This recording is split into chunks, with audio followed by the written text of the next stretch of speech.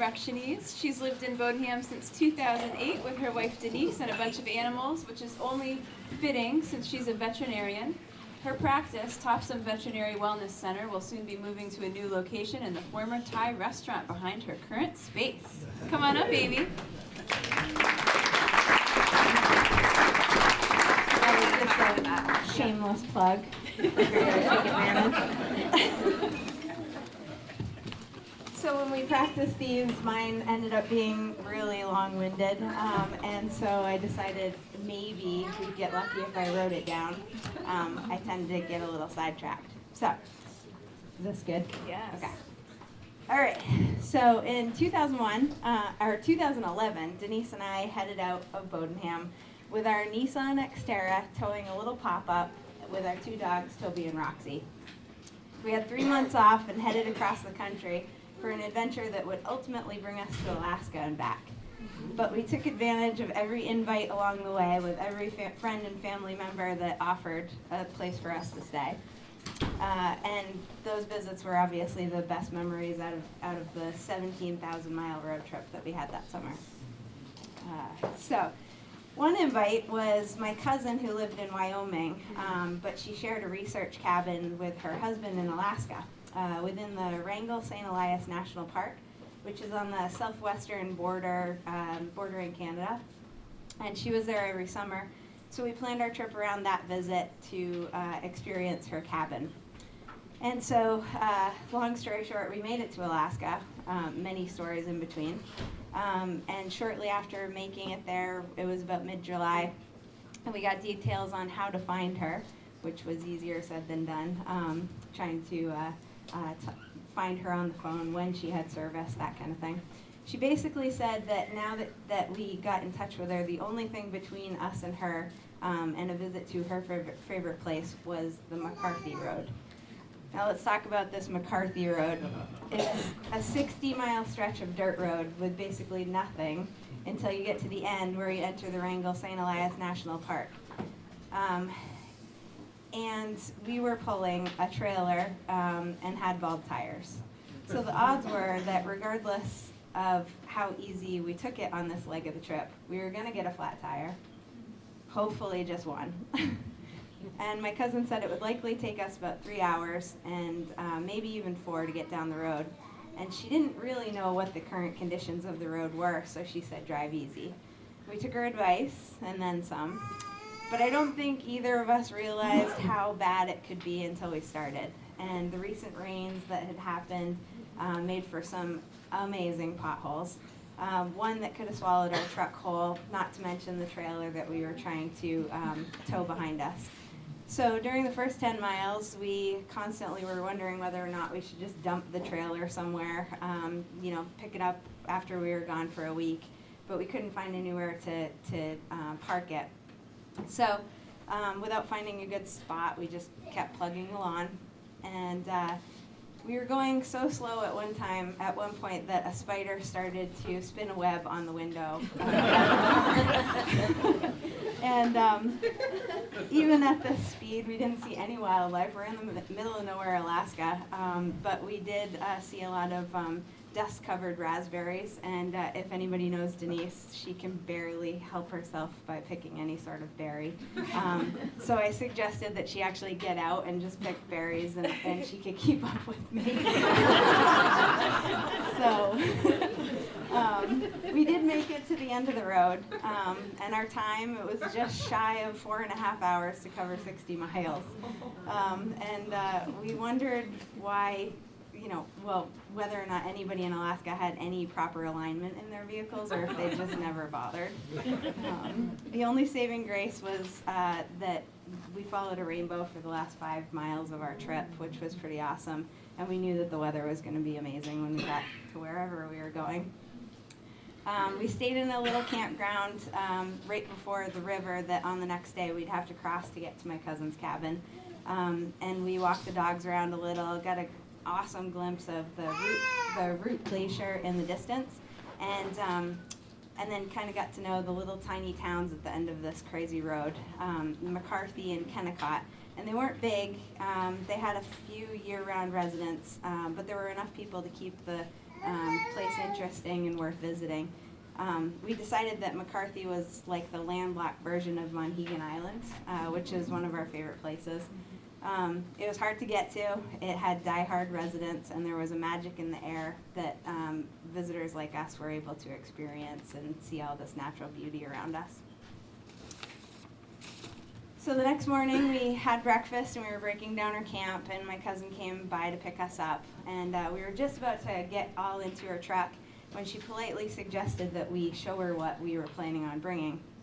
And trying to be good guests, we had packed a bunch of stuff for dinner, like canned goods and things that we could throw together and some snacks for hiking and all that stuff. And she just started pulling things out of our bags and saying there was no way that we were going to carry all this stuff up to the cabin and that they had plenty of food. And so she conceded to letting us bring a couple things, and we left most of it behind. And later on, I was very, very thankful that we had a pre-boarding inspection for this trip. So we drove off over this private car bridge that allowed us to get into the town of McCarthy. And the town was full of buildings that were all painted red and white. It was like a copper mining town. And then had this amazing backdrop of at the edge of this Root Glacier, and endless miles of dirt and ice and moraines. And being from Maine, I'd never really experienced glaciers before this trip, so it was pretty awesome.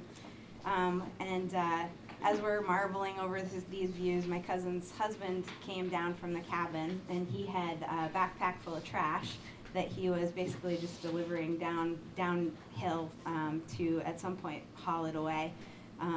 He traded the trash for some of our stuff that we couldn't live without, and then they both helped carry our stuff as we started hiking through the town.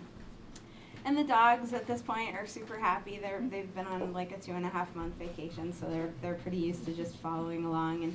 And they were walking up ahead of us, and we're just catching up. And Denise and I are just marveling at what we're getting to see, not really knowing where we're headed. We continue to hike through this town, and then all of a sudden, my cousin's husband pointed to a tiny opening that was on the trail side that didn't look like a trail, and he said, "Now we go that way."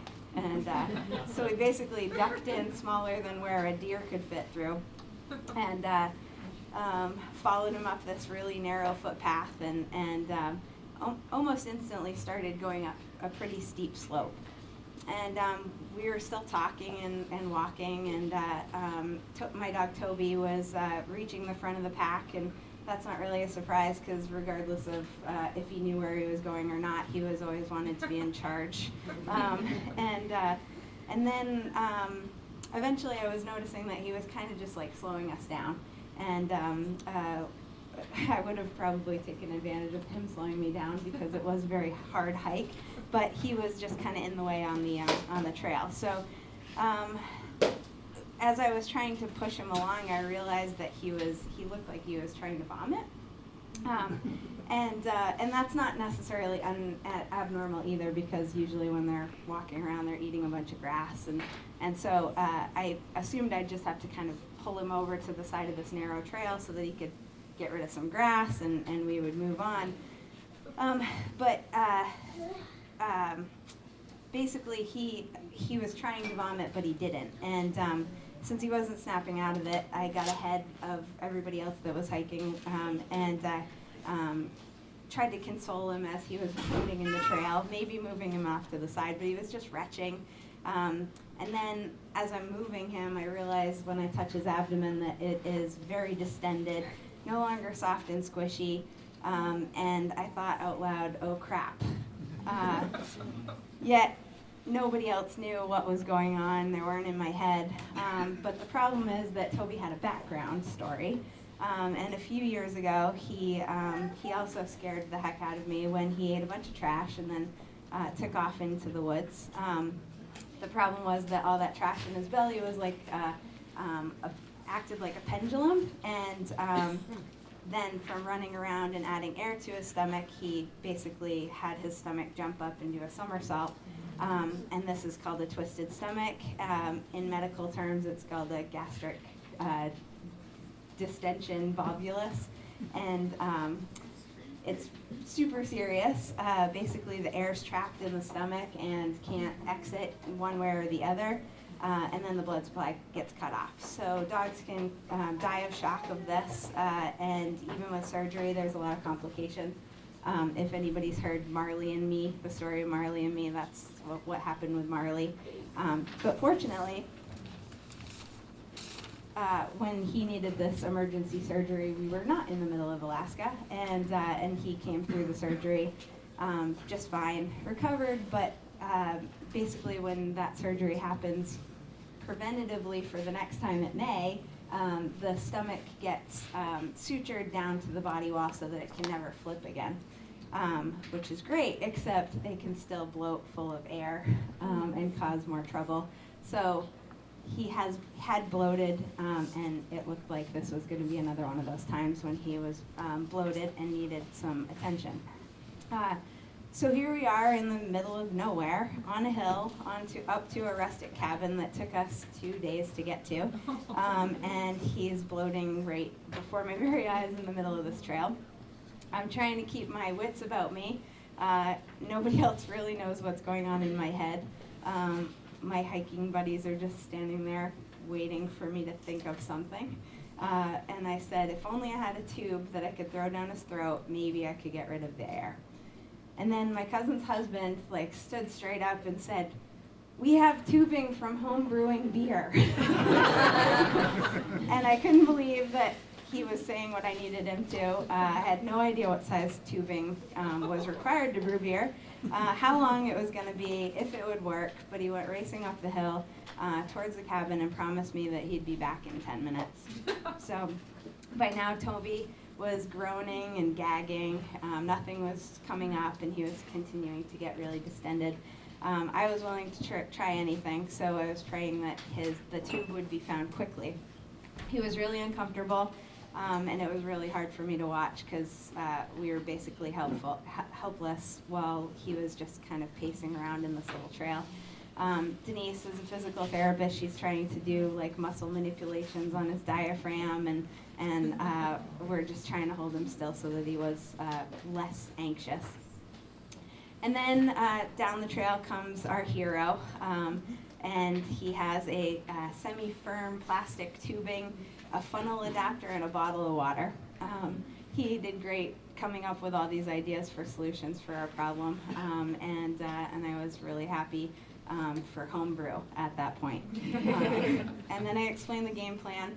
2 people would hold Toby from backing up, and 1 person would hold his head enough for me to pass the tube into his mouth and down his esophagus.